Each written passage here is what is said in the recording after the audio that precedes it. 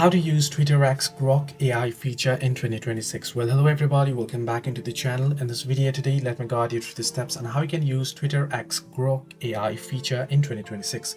Well, to use the Twitter X Grok AI feature in 2026, you want to proceed to open up X. Once you open up X, what you want to do is you want to head over to the profile icon at the top left corner of your screen and tap on Premium here.